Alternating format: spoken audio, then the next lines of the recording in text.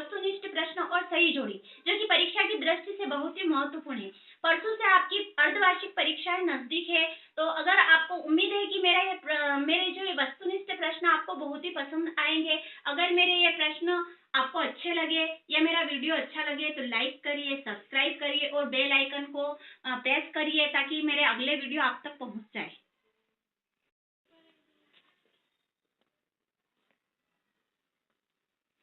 Hello बच्चों, कैसे हैं आप? हिंदी की कक्षा में मैं आपका स्वागत करती हूँ।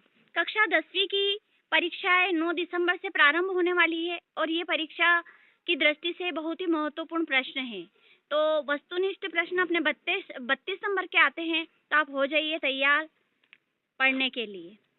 अपना पहले है प्रश्न अपना कि निम्नलिखित रिक्त स्थानों की पूर्ति कीजिए। पहला प्रश्न है कि सूरदास के पदों की भाषा है, तो सूरदास के पदों की भाषा क्या थी? तो ब्रज भाषा थी। दूसरा प्रश्न है अपना कि सूरदास का प्रसिद्ध ग्रंथ है। अगर आपने सूरदास का जीवन परिचय पढ़ा है तो आपको पता ही होगा कि सूरदास का प्रसिद्ध ग्रंथ कौन सा है? सूरसागर है। तीसरा प्रश्न है अपना कि सूरदास की भक्ति किस भाव की थी? तो सूरदास की जो भक्ति थी वह दास भाव की थी। इसके अलावा अपना चौथा प्रश्न है कि सूरदास मुख्यतः कौन से रस के कवि थे? तो आपको पता ही होगा कि सूरदास को वात्सल्य रस का सम्राट कहा जाता है, तो उनका मुख्य रस कौन सा था? वात्सल्य था। अब अगला प्रश्न है अपना कि सूरदास के गुरु थे, तो सूरदास के गुरु का नाम है वल्लभाचार्य। सूरदास किसके गुरु? तो देखो है ना, 2023 में ये प्रश्न आया हुआ है। अगला प्रश्न है अपना कि सूरदास किसके परम भक्त थे? तो सूरदास भगवान श्री कृष्ण के परम भक्त थे।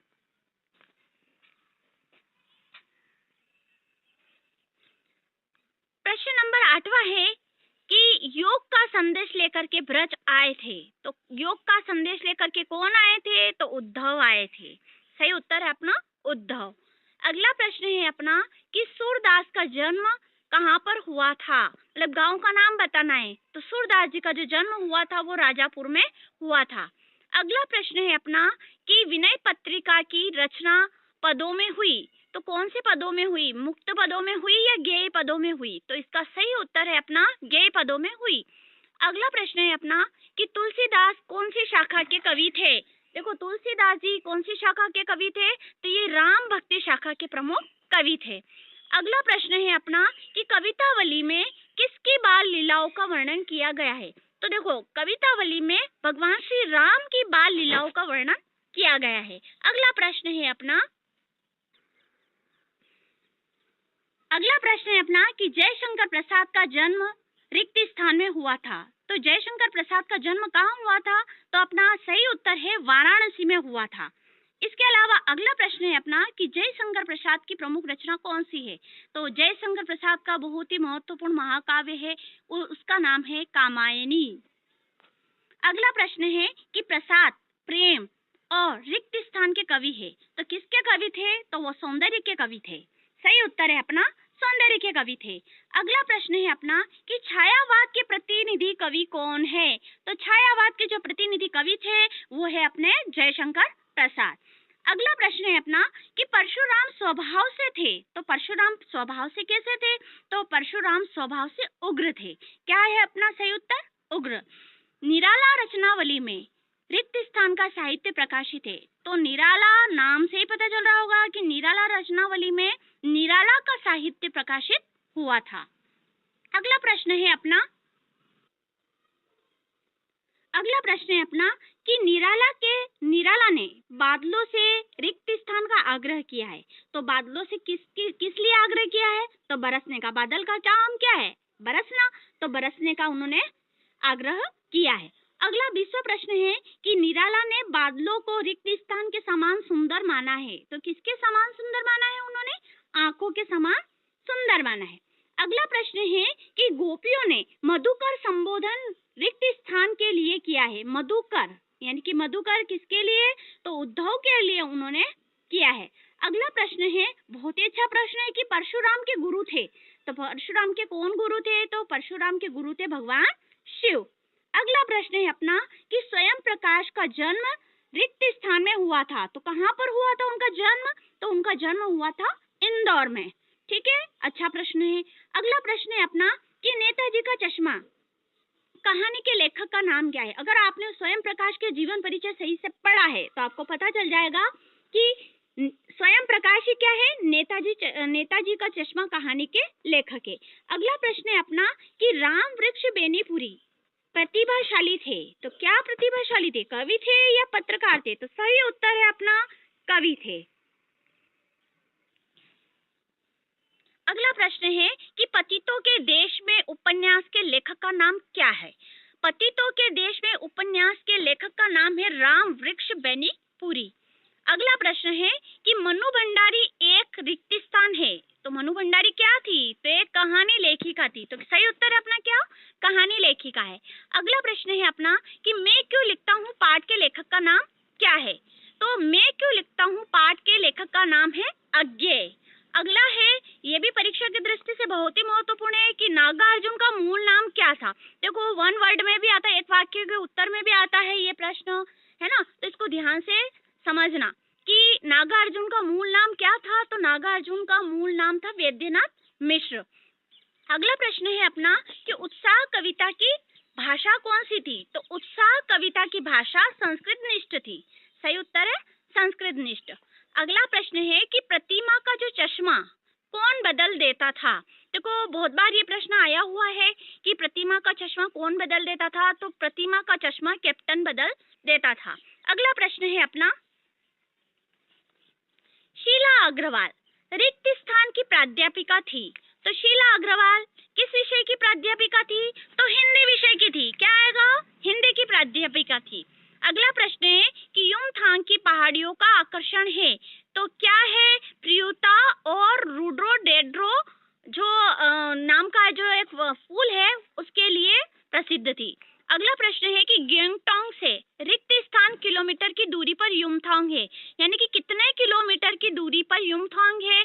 तो इसका सही उत्तर है 149, यानी 149 किलोमीटर की दूरी पर युमथांग था।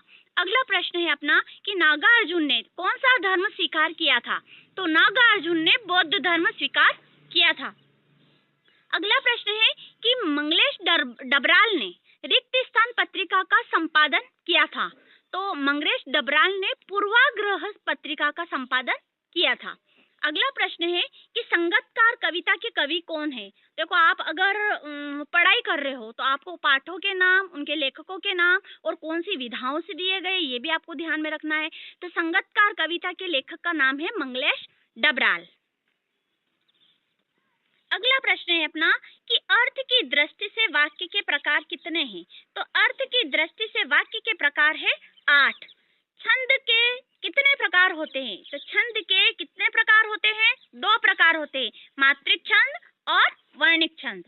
इसके अलावा अपना 42वां प्रश्न है कि वल्लभाचार्य के गुरु थे। तो वल्लभाचार्य किसके गुरु थे। तो सूरदास जी के गुरु थे। अगला प्रश्न है अपना कि दोहा छंद के प्रथम और तृतीय पंक्ति में कितनी मात्राएं होती है। तो दोहा के प्रथम और तृतीय पंक्ति में 13-13 मात्राएं होती है। अगला प्रश्न है कि रस के अंग कितने होते हैं। देखो बहुत अच्छा प्रश्न है, ये प्रश्न आता है कि रस के कितने अंग होते हैं। तो रस के कितने अंग होते हैं, 4 अंग होते हैं। अगला प्रश्न है अपना कि आधुनिक हिंदी कविता का प्रारंभ कौन से संवत से माना गया है। ऐसे प्रश्न आते हैं कि भाई आधुनिक हिंदी कविता का प्रारंभ कौन से संवत से माना गया है। तो ये 1900 से माना गया है।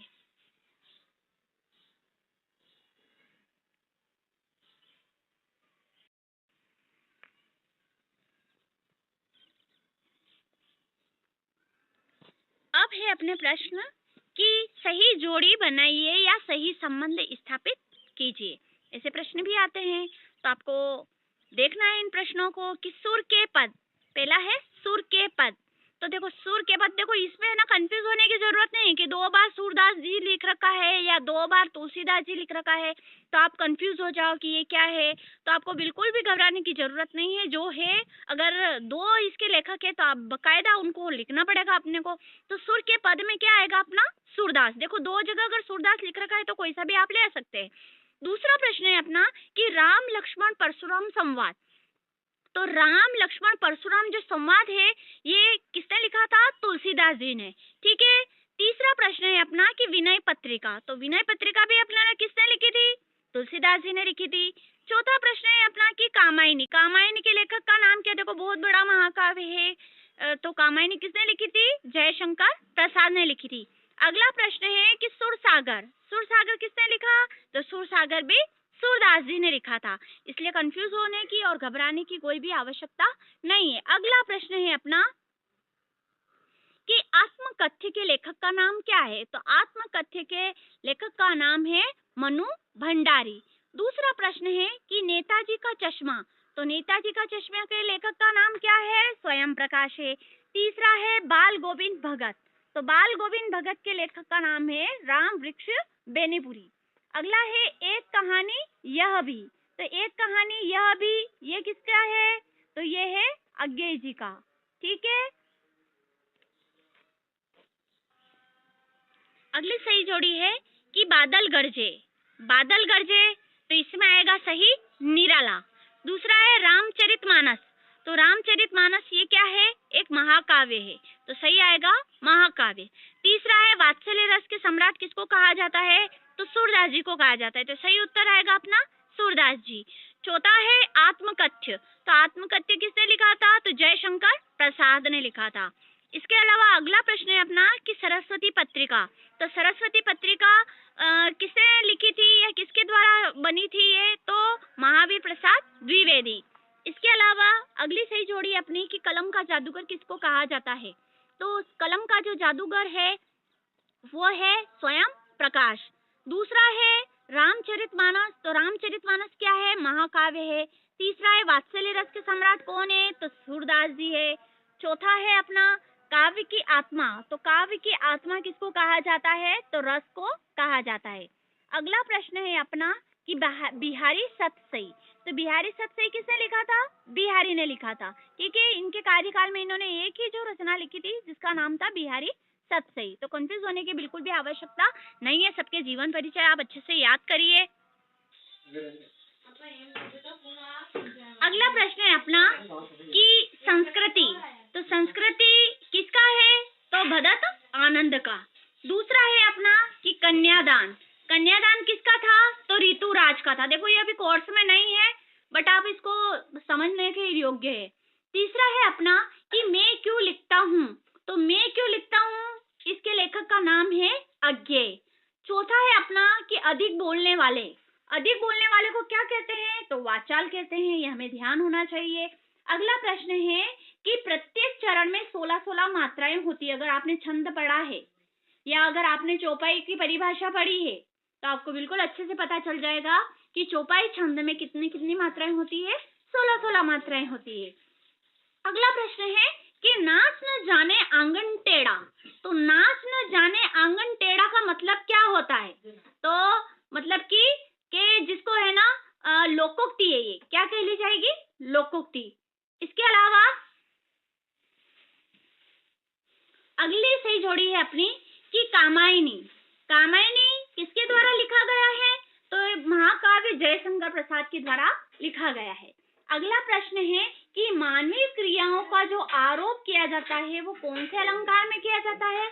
तो मानवीय क्रियाओं का जो आरोप किया जाता है वो मानवीकरण में किया जाता है।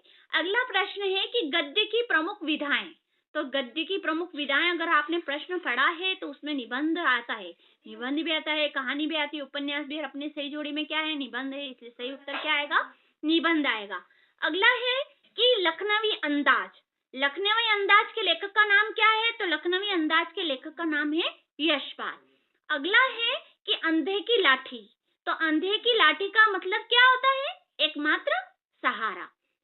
इसके अलावा मैं क्यों लिखता हूँ, तो मैं क्यों लिखता हूँ के लेखक का नाम क्या है? अज्ञेय जी है।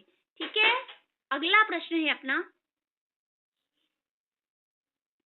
अगली अपनी सही जोड़ी है कि चौपाई।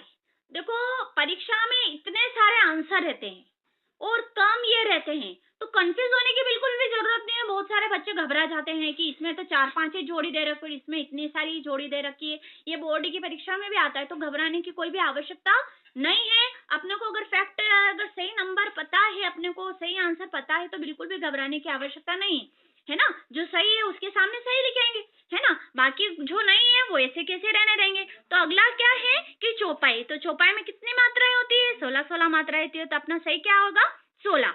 दूसरा क्या है, एक अंक। देखो एकांकी में होता है एक अंक, ध्यान रखना। एकांकी अगर परिभाषा याद है तो आपको, जिसमें एक अंक होता है उसको क्या बोलते हैं, एकांकी बोलते हैं। तो सही उत्तर क्या होगा, एकांकी होगा। तीसरा है अपना कि शिव पूजन सहाय। तो शिव पूजन सहाय ने क्या लिखा था, तो माता का आंचल। अगला है कि राम वृक्ष बेनीपुरी। तो राम वृक्ष बेनीपुरी कहाँ जन्म हुआ था, तो मुजफ्फरपुर। ठीक है, अगर राम वृक्ष बेनीपुरी का अगर आपने जीवन परिचय याद किया होगा तो आपको बिल्कुल भी समझ में आ जाएगा कि ये मुजफ्फरपुर के थे। अगला है अपना कि मैथिली शरण गुप्त। तो मैथिली शरण गुप्त का क्या आएगा, तो इन्होंने एक खंड काव्य लिखा था और जिसका नाम था पंचवटी। ठीक है, तो सही उत्तर क्या है अपना, पंचवटी है। इसी प्रकार से अपना इसमें क्या दे रखा है, रिसाई। रिसाई का मतलब क्या होता है, देखो रीस ना बच्चा रीस की चला जाता कि नहीं चला जाता, यानी कि क्रोध करना। रिसाई का मतलब क्या होता है, क्रोध करना। अब देखो इसमें बहुत सारे आंसर दे रखे थे, 20 नाटक, मेला आंचल, कामयनी, 24। तो अपने को इनसे कोई लेना देना नहीं था। अपना जो सही उत्तर था अपनों ने वही लगाया, इसलिए घबराने की भी कोई आवश्यकता नहीं है। अगर आपको मेरा ये वीडियो पसंद आया हो तो लाइक करिए, सब्सक्राइब करिए और कमेंट करिए और बेल आइकन को प्रेस करिए ताकि मेरे नेक्स्ट वीडियो है जो आप तक पहुंच जाए। अगर आप चाहते हैं कि मैं अच्छे से अच्छे वीडियो बनाऊं तो आप लाइक करिएगा, सब्सक्राइब करिएगा और उम्मीद है कि ये मेरा वीडियो आपको बिल्कुल भी पसंद, बिल्कुल अच्छे से समझ में आया होगा। धन्यवाद।